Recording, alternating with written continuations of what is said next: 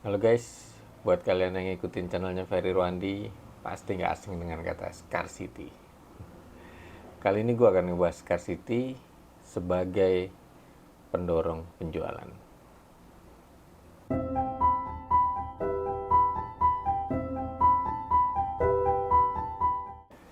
Ya, scarcity itu berasal dari kata scare, yang artinya takut, ketakutan.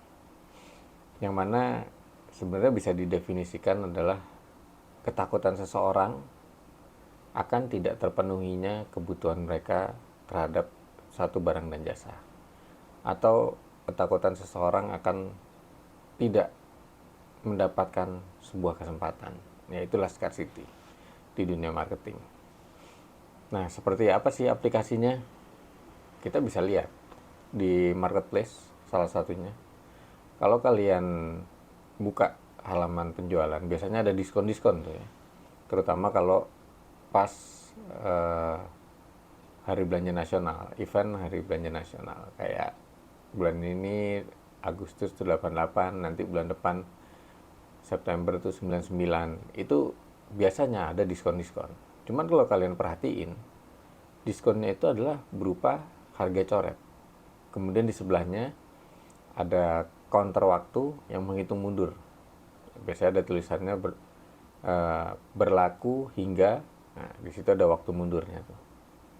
Nah, fungsinya apa? Fungsinya adalah untuk menimbulkan ketakutan dari si calon pembeli.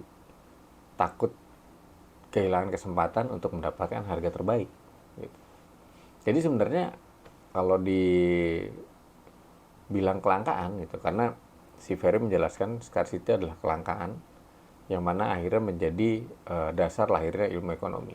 Tapi sebenarnya barangnya tuh nggak benar-benar langka, tapi emang dibuat seolah-olah langka gitu. Kalaupun bukan langka barangnya, langka kesempatannya. Artinya belum tentu kalian akan mendapatkan penawaran harga seperti itu lagi. Ya kalaupun dapat mungkin bulan depan, nunggu bulan depan event berikutnya baru dapat. Gitu. Kemudian praktek ini tuh juga digunain sekarang yang lainnya jualan live gitu kan. Kalau kalian lihat orang-orang yang jualan lewat live, biasanya mereka suka nanya gini, siapa yang mau barang ini?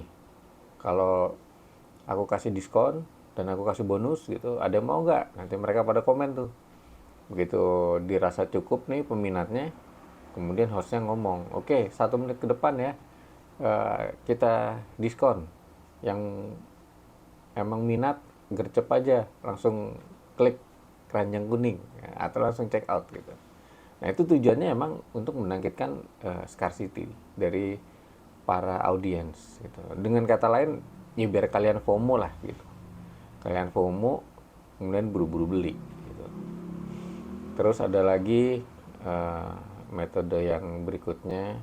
Nah, sekarang lagi banyak yang jualan-jualan produk digital, e-book gitu kan. Nah, zaman dulu orang jualan produk digital itu kan pakai landing page ya biasanya.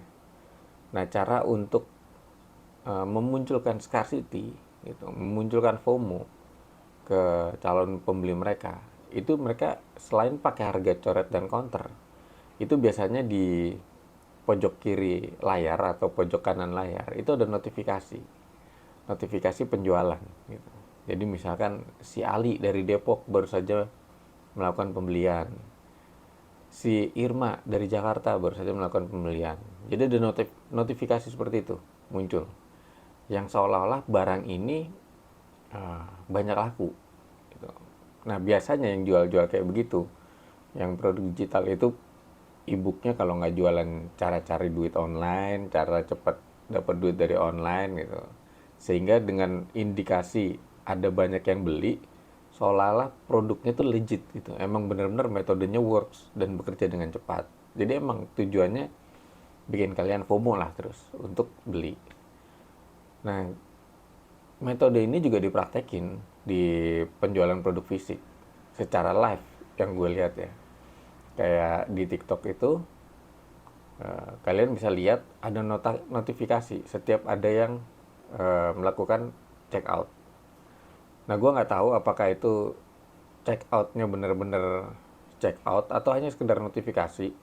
Cuman intinya itu salah satu elemen untuk membangkitkan FOMO di orang-orang lah, di para penonton.